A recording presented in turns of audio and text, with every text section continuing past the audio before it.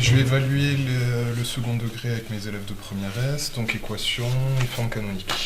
Et j'aimerais un peu changer le format de mon évaluation, c'est-à-dire que j'ai beaucoup évalué les capacités calculées et représentées lors de mon premier devoir. Et j'essaie de les évaluer sur la capacité raisonnée, chercher, modéliser. Comment arriver à les évaluer sur ça sans les perdre dès le début, arriver à accrocher tout le monde sur un sujet. Alors tu serais davantage sur la compétence, donc les compétences cherchées, les compétences modélisées plus que représentées. Voilà, tout à fait. D'accord. On va faire aussi le point sur les formations que vous demandez.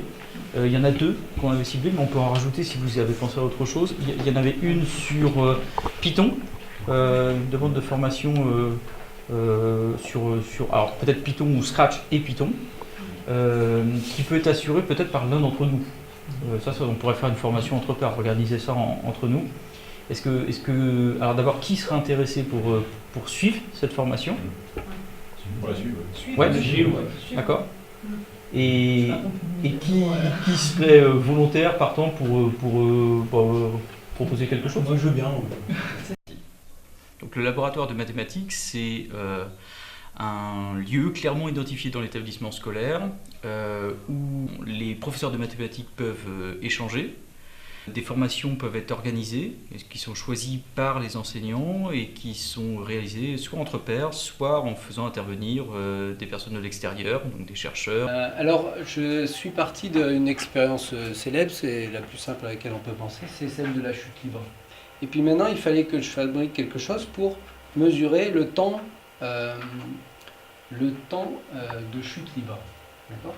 Donc ce que j'ai employé, donc ce qu'on ne voit pas très bien, c'est que je me suis dit que j'allais prendre juste un faisceau laser, une petite diode qui émet un petit laser, et puis ce laser en face, je mets une photorésistance, donc il voit le laser, et puis quand la bille passe, elle vient couper le faisceau.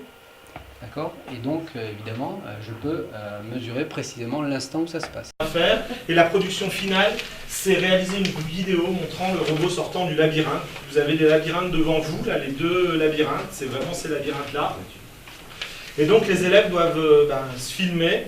Et ça permet aussi, en troisième, de présenter leur oral à la fin pour le brevet. Donc, voilà. D'où la vidéo.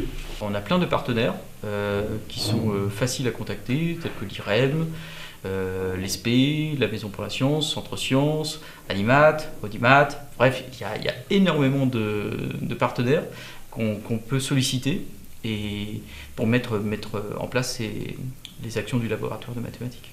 Pour que le laboratoire de mathématiques soit visible à la fois de l'intérieur mais également de l'extérieur, il y a un certain nombre de démarches à suivre. En ce qui concerne notre établissement, nous l'avons donc inscrit et validé au conseil d'administration. Il a été acté. Nous avons à la fois voté le lieu dans lequel il s'implantait, de quelle manière on allait y travailler, et ce que cela impliquait au niveau également de la démarche administrative de création des emplois du temps. Et à côté de ça, nous l'avons également acté dans le projet d'établissement. Le labo de maths est aussi un lieu de diffusion pour la culture mathématique, c'est-à-dire où on expose des maths. On montre une image vivante des maths.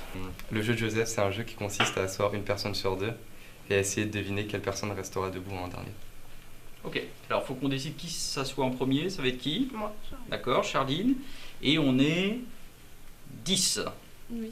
Je crois que c'est moi qui vais rester debout. à la fin. Ok, Ouais. on essaye? Je m'assois.